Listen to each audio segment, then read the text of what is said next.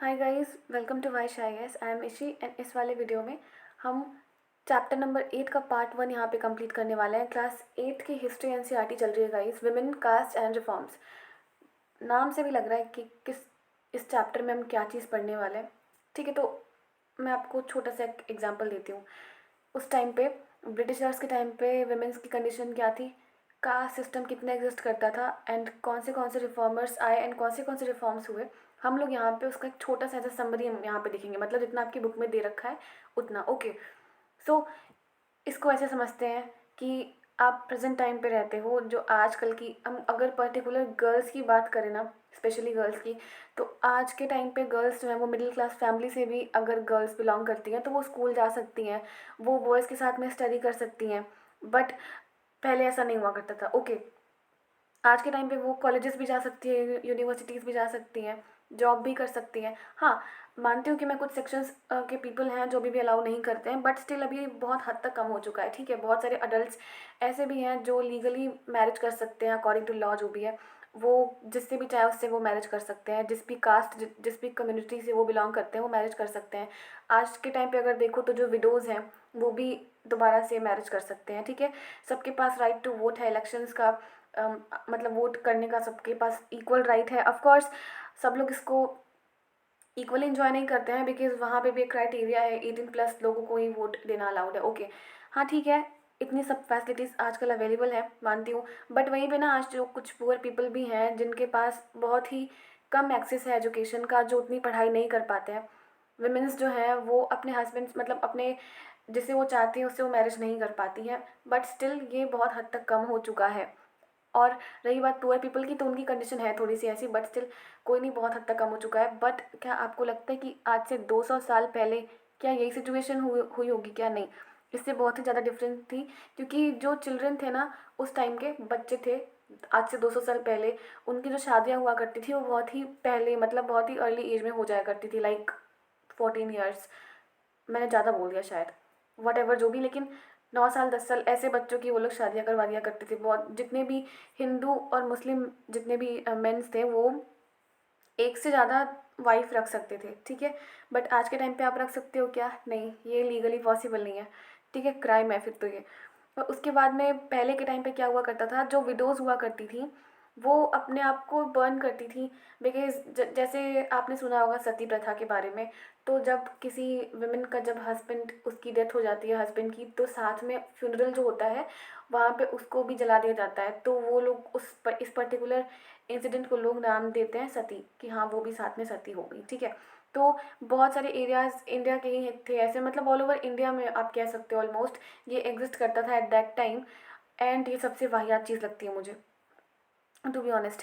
और पहले के टाइम पे, अच्छा इसको ना लोगों ने बहुत प्रेज भी करा है, इसको बहुत ही ज़्यादा अच्छा भी मान रखा है हमारे इंडियंस ने। तो ये थोड़ा सा बैड पॉइंट था उस टाइम के इंडियंस में। जो वेमेंस हैं उनको प्रॉपर्टी का राइट उस टाइम पे नहीं हुआ करता था। मोस्टली जो वेमेंस हुआ करती थी उनको एजुकेशन, उनके पास एजुकेशन का एक्सेस उनको नहीं हुआ करता था। बहुत सारे जो कंट्री के पीपल थे उनको ये बिलीव था कि अगर औरतों को आप पढ़ाओगे, अगर लड़कियों को आप पढ़ाओगे तो वो विडो बन जाएंगी। ठीक है, ऐसी वाली कुछ थिंकिंग थी। बहुत सारे से क्लास डिफरेंसेस हुआ करते थे हमारी सोसाइटी में मेन एंड वुमेन्स को लेकर के। सो वो हमें इस चैप्टर में देखना है। आगे बढ़ने से पहले एक इम्पॉर्टेंट इन्फॉर्मेशन है एज यूजुअल, कि जो भी एस्पिरेंट सीरियस होकर के यूपीएससी की प्रेपरेशन करना चाहते हैं वो यहाँ पे दिए गए व्हाट्सएप नंबर पे हमारे वाइस सर को कॉन्टैक्ट कर सकते हैं। Okay, see no matter what आप कब से प्रिपेयर कर रहे हो, कब आपको एग्ज़ाम देना है, आप एक बार सर को कॉन्टैक्ट कर लो, बेनिफिट आपका ही होगा। ओके, सो अभी आगे बढ़ते हैं, इसमें देखते हैं क्या है। तो जब मैं पढ़ा रही थी आप लोग को क्लास 6 की एनसीईआरटी, एंशंट हिस्ट्री था वो। ठीक है, तो मैंने उसमें बताया था क्लासिफिकेशन जो सोसाइटी के अंदर हो रही थी, क्लास में डिफरेंसेस, ब्राह्मण्स, क्षत्रिय, शूद्र, वैश्य, ये सब थे ना। तो ये यहाँ पे वो भी बता रहा है आपके एनसीईआरटी में, क्लास 8 में भी दे रखा है कि एट दैट टाइम कैसे कास्ट के बेसिस पे, कैसे क्लास के बेसिस पे ये लोग डिफरेंस किया करते थे। ठीक है, देखो, जो ब्राह्मण्स और जो क्षत्रिय हुआ करते थे ना उनको उस टाइम पे एज एन अपर कास्ट देखा जाता था। ठीक है, कि हाँ ये सोसाइटी में सबसे ऊपर है, इनसे बड़ा कोई नहीं है। उसके बाद कुछ ट्रेडर्स आते थे, कुछ मनी लेंडर्स आते थे, इनको वैश्याज में इनकी गिनती होती थी, ठीक है, जो कि ब्राह्मण्स और क्षत्रिय के नीचे आते थे, ठीक है। मतलब ऐसा होता था कि पहले ब्राह्मण्स और क्षत्रिय, उसके बाद में जो ये ट्रेडर्स हुआ करते थे और मनी लेंडर्स हुआ करते थे वो, फिर उसके बाद में पीजेंट्स आते थे, कुछ आर्टिसंस आते थे, कुछ वेवर्स आते थे, कुछ पॉटर्स आते थे। मतलब जो ये नॉर्मल वाले जो यू कैन से जो लो लेवल का ये काम करते हैं ना, बेसिकली किसी के काम को लो एंड हाई में कैटेगराइज नहीं करना चाहिए, सबके काम काम होते हैं, बट स्टिल यहाँ पे मैं बस समझाने के लिए कह रही हूँ कि रैंक देखो ना, जो नॉर्मल काम कर रहा है, जो पीजेंट्स है, जो बिल्कुल लो लेवल का काम कर रहा है, उसकी कोई वैल्यू नहीं थी उस टाइम पे, तो उनको शूद्रास के कैटेगरी में रखा जाता था, ठीक है। तो पहले ब्राह्मण्स और क्षत्रिय, उसके बाद में ट्रेडर्स एंड मनी लेंडर्स, उसके बाद में मतलब उनके नीचे कौन है, पीजेंट्स, आर्टिशंस और जो वेबर्स हो गए, पॉटर्स हो गए, जो कुछ भी ये लोग जो काम करते हो वो। एंड सबसे नीचे जो ये हुआ करते थे ना, ये जो शूद्रास ही हुआ करते थे, उनको बहुत ही ज़्यादा बुरी तरीके से ह्यूमिलिएट किया जाता था, डोमिनेट किया जाता था at that time. To be honest, इनको ना, जो ये शूद्रास कैटेगरी के जो ये लोग हुआ करते थे, इनको एंशियंट टाइम से ही डोमिनेट किया जा रहा था, ठीक है। अच्छा, इतने तो हो गए। अब इनसे भी नीचे ना कोई आता था, मीन्स कोई ऐसा पर्सन जो कि सिटीज़ में जा कर के, जो कि विलेजेस में जा कर के जो क्लीनिंग का काम करता है ना, साफ वगैरह सफाई वगैरह देखता है, ठीक है, वो इनसे नीचे आते थे। किससे? शूद्रास से नीचे आते थे वो लोग। कितनी डेंजरस वाली ये हायरार्की बना रखी है इन लोगों ने, मतलब उस टाइम पे बना रखी थी। तो जो ये अपर कास्ट वाले थे ना, ब्राह्मण्स और क्षत्रियस, तो इनको जो साफ सफाई करने आते थे, उनको ना वो लोग पल्यूटिंग कंसिडर करते थे। मतलब आपके बुक में एक टर्म दिया गया है, पल्यूटिंग करके एक टर्म दिया गया है। उनको वो लोग वैसे ही कंसिडर करते थे कि हाँ, ये कुछ नहीं है, इनकी कोई वैल्यू नहीं है। इनको ऑफन आप कह सकते हो ना, कभी कभी इनको अनटचेबल भी कहा जाता था। एंड इनको टेम्पल्स में जाने की बिल्कुल ही मनाही थी कि आप टेम्पल्स में नहीं जाओगे, जहाँ से हम पानी लेते हैं वहाँ से पानी नहीं लोगे, क्योंकि हम अपर कास्ट वाले हैं, आप लोअर कास्ट से बिलोंग करते हो। इनको एक लो कास्ट स्टेटस का इनको दर्जा दिया गया था एट दैट टाइम पे। ये लोग उसी तालाब में नहा नहीं सकते थे जिस तालाब में, ऑफ कोर्स अपर कास्ट वाले तालाब में जब नहाने वाने जाते होंगे तो वो लोग मना करते थे कि नहीं, हम, ये हमारा है, आप इस पे नहीं आ सकते हो, भले से वो उन्होंने बनवा रखा हो या नहीं। मतलब तालाब को कौन ही बनवाएगा, पानी तो वो तो नेचुरल चीज़ है ना, आप जाके डालोगे थोड़ी ना, बट स्टिल उसके बाद भी इन लोगों ने बहुत सारे से बैरियर्स लगा रखे थे। तो और बहुत ही ज़्यादा डोमिनेट करते थे इन लोगों को, और इनको इन्फीरियर ह्यूमन बींग्स की तरह ही देखा जाता था। किनको? ये जो लोग साफ सफाई करने आते थे ना, जिनको ये लोग पल्यूटिंग कंसिडर किया करते थे, अपर कास्ट वाले, उनको, ठीक है। फिर आप देखोगे ये 19th और 20th सेंचुरी जब आया ना, तो बहुत सारी जो नॉर्म्स है, जो परसेप्शंस हैं, वो धीरे धीरे चेंज होना शुरू हुए। अब हमें ये देखना है कि ये चेंजेस कैसे हुए एंड क्यों हुए। देखो, अर्ली 19th सेंचुरी से क्या हो रखा था ना, बहुत सारे से डिबेट्स हो रहे थे, बहुत बड़ी सारी सी डिस्कशंस हो रही थी सोशल कस्टम्स के बारे में, उसकी प्रैक्टिसेस के बारे में। जैसे भी मैंने बताया सती, तो सती मतलब ठीक है, अच्छी तो नहीं है, हम लोग इसको अभी अच्छा कंसिडर नहीं कर सकते हैं, ऑब्वियसली बिल्कुल भी अच्छी नहीं है, बट उस टाइम पे लोगों का वो माइंडसेट था कि हाँ, जो है यही है, हमारे रिलीजन में किसी का भी हम इंटरफेरेंस बर्दाश्त नहीं करेंगे। तो इन सब ऐसे ऐसे जितने भी कुछ रिचुअल्स हुआ करते थे, कुछ सोशल कस्टम्स हुआ करती थी, उनको लेकर के ना बहुत बड़े सारे से डिबेट स्टार्ट हो गए। क्यों? इसका एक ना मेन रीज़न था इसका, इस डिबेट का, क्योंकि ना उस टाइम पे जो बुक्स वगैरह हुआ करते थे, जो न्यूज़पेपर वगैरह हुआ करते थे, मैगजीन्स, जो लीफलेट्स हुआ करते थे, बाकी जितनी भी सारी थी चीज़ें, जिससे कि पर्सन, मतलब जिससे कि कोई भी इंसान आपस में बातचीत कर पाए, वो कम्युनिकेशन में किसी को दिक्कत ना हो, जितने भी उस टाइम पे मीन्स ऑफ कम्युनिकेशन थी ना, वो बहुत ही ज़्यादा आसान हो गई। लाइक बुक्स वगैरह, कुछ भी, न्यूज़पेपर, कुछ भी। और उसके बाद तब तक तो लोग काफ़ी हद तक पढ़े लिखे भी उस टाइम पे लोग हुआ करते थे। मैं ये 19th अर्ली 19th सेंचुरी की मैं बात कर रही हूँ। उस टाइम पे बहुत सारे से स्कॉलर्स आए हमारे, बहुत सारे से रिफॉर्मर्स आए, उन्होंने बहुत सारे लोगों को वो लाइट एंड ब्राइट बनाया कि हाँ, मतलब उनकी जो गलत वाली फीलिंग थी ना स्टडी को लेकर के, वेमेंस को लेकर के, उसको चेंज करा बहुत सारे लोगों ने। तो उसका एक मेन रीज़न ये भी है ना कि उस टाइम पे जितने भी कम्युनिकेशन के जितने भी नए नए फॉर्म्स थे, तो वो आ रहे थे, और वो इम्प्रूव वे में आ रहे थे, ठीक है। लाइक बुक्स हो गया तो वो प्रिंटेड मटेरियल टाइप में आ रही है, ठीक है। और वो इतनी चीप हुआ करती थी, इतनी सस्ती हुआ करती थी। आपको याद है, मैंने क्लास 7th में आप लोग को बताया था मैन्युस्क्रिप्ट के बारे में, वो उससे भी ज़्यादा चीप हुआ करती थी कि वो हर एक पर्सन उस बुक को, उस न्यूज़पेपर को, उस मैगज़ीन को वो अफोर्ड कर सकता था। जिससे कि क्या होता था, इतनी चीप इसीलिए हुआ करती थी क्योंकि जो नॉर्मल पीपल थे, जो ऑर्डिनरी पीपल थे, उनको वो पढ़ें और फिर उनको वो समझे, उसको वो राइट भी, मतलब लिख भी सके, अपने आइडियाज़ को एक्सप्रेस भी कर सके अपने खुद के लैंग्वेज में। जितने भी इश्यूज़ थे ना उसमें, उस जो भी न्यूज़पेपर वगैरह हुआ करता था, जो भी न्यूज़पेपर बुक्स मैगजीन्स वगैरह हुआ करती थी, उनमें ना हर टाइप के डिबेट लिखे हुए होते थे, like social, political, economic, religious, जितने भी डिबेट ही नहीं, मतलब मैं डिबेट ऐसा नहीं कह रही कि उन किताबों में डिबेट लिखा हुआ करता था, बट जब वो किताबें पढ़ते थे ना, उसके बाद जब वो अपने व्यूज़ को एक्सप्रेस करते थे, तो ऑब्वियस सी बात है, अगर आपको कुछ नहीं आता है, आपको एक सिंपल सी बुक दे दी जाए, तो आप उसमें, अगर आपके पास थोड़ा सा भी दिमाग है ना, तो आप उसमें डायमेंशंस निकाल लोगे।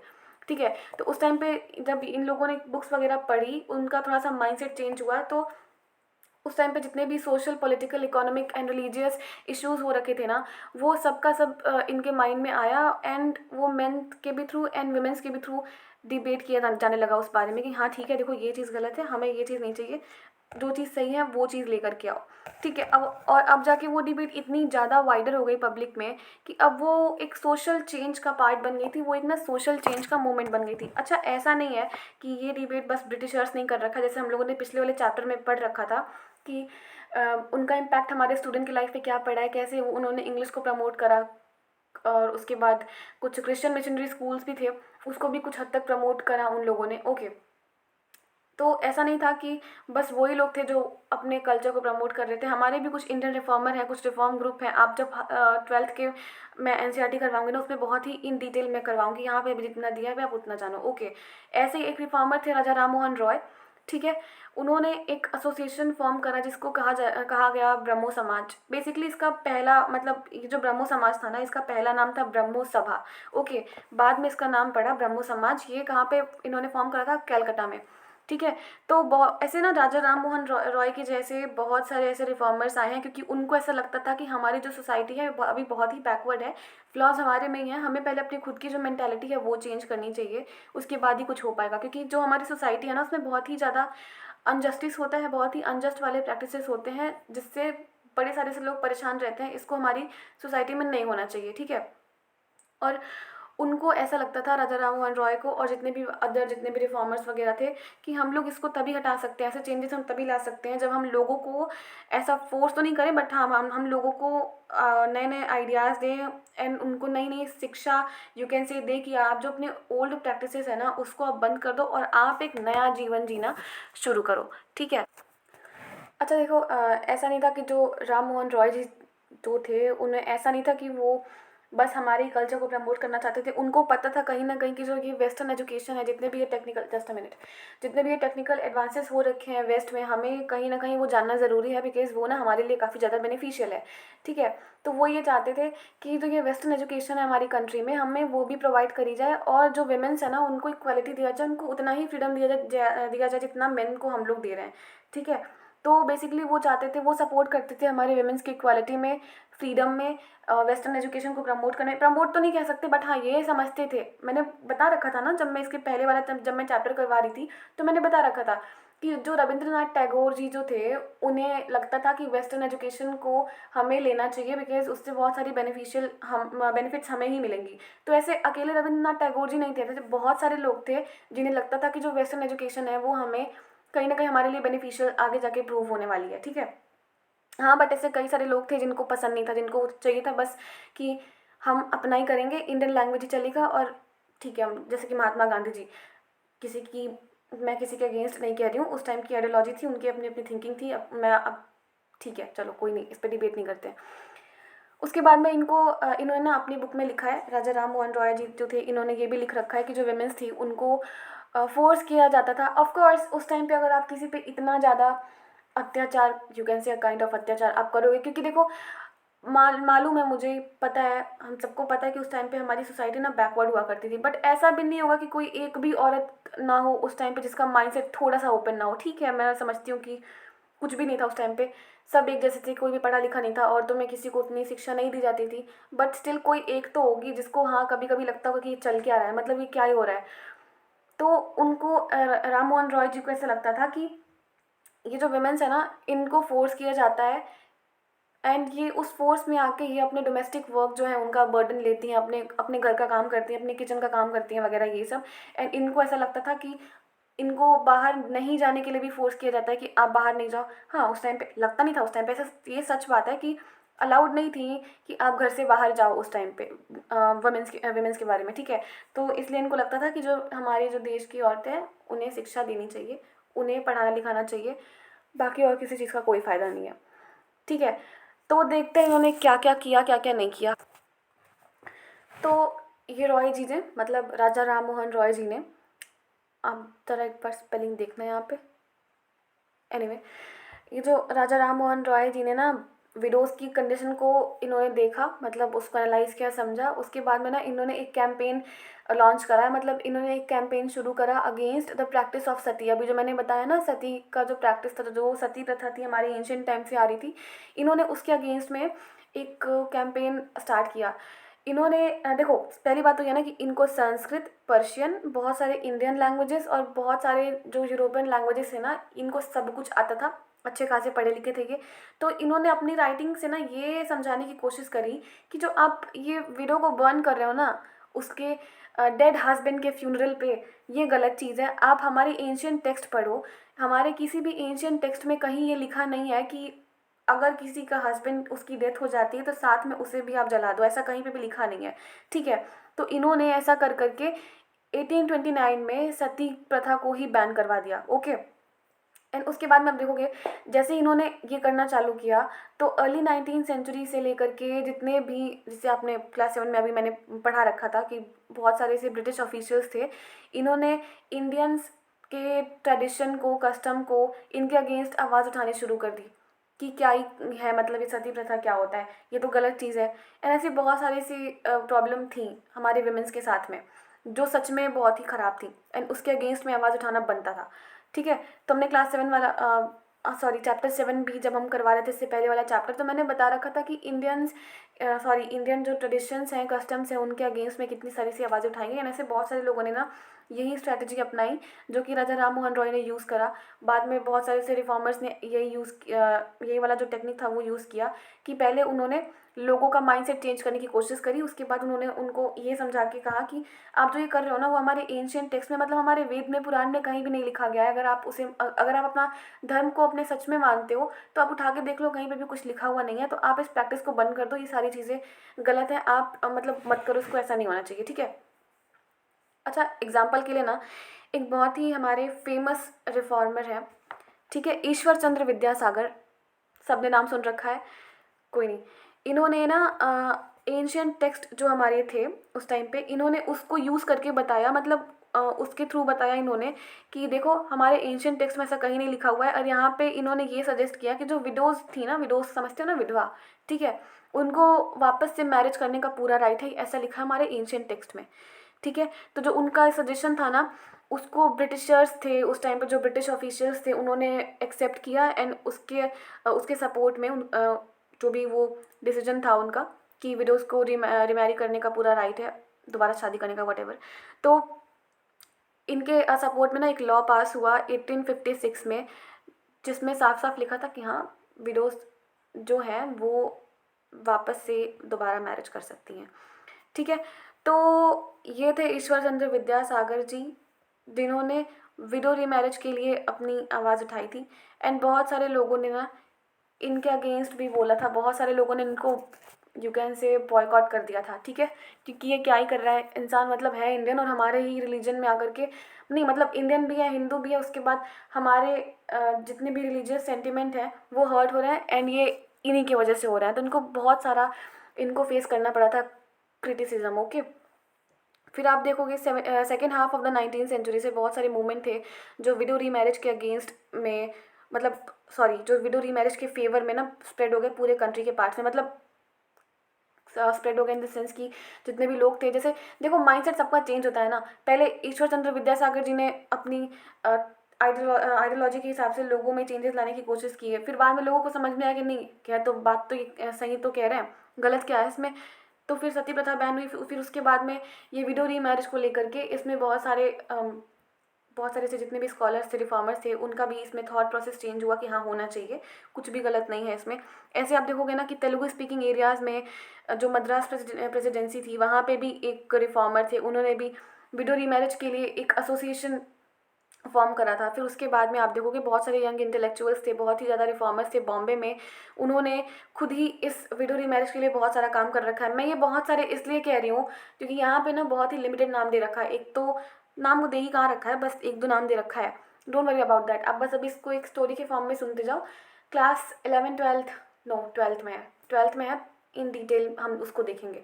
ठीक है, यहाँ पे बस एक स्टोरी की तरह सुनते जाओ, क्या हुआ कब हुआ, जो कुछ कुछ इंपॉर्टेंट नेम है ना मैं वो आपको बताती चल रही हूँ। ठीक है, नॉर्थ में थे स्वामी दयानंद सरस्वती, जिन्होंने एक एसोसिएशन फॉर्म करा आर्य समाज करके। ये भी था ये जो एसोसिएशन था ना आर्य समाज, ये भी विडो रीमैरिज के सपोर्ट में ही था।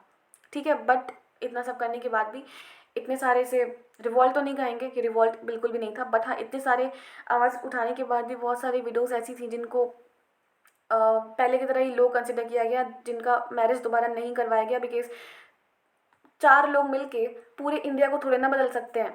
बट स्टिल सबका मतलब देखो उस टाइम पे क्या था ना कि बहुत सारे लोग जो थे ना वो बैकवर्ड थे, पढ़े लिखे नहीं थे। तो जो पढ़े लिखे थे ना वो बहुत ही कम थे, बहुत ही ज़्यादा लिमिटेड अमाउंट में थे।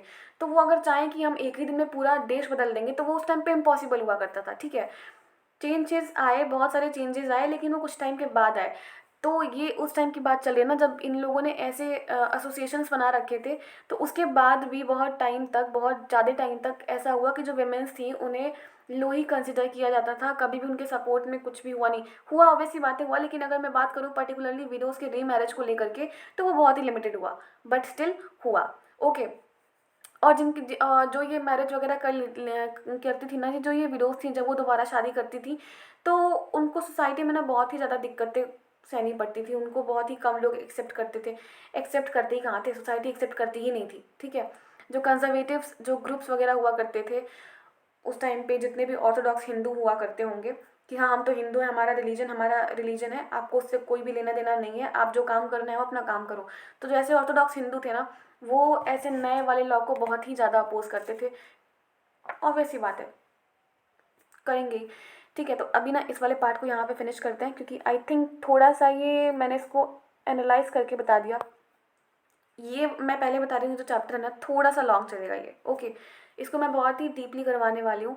एंड अगेन जस्ट हमारे सर को आप कांटेक्ट कर लो, नो मैटर व्हाट, आपको 2023 वाला अटेम्प्ट देना है या 2040 वाला अटेम्प्ट देना है, जब भी देना है आप सर को कांटेक्ट कर लो, बेनिफिट आपका ही होगा। So thank you for watching, have a great day ahead, take care, bye.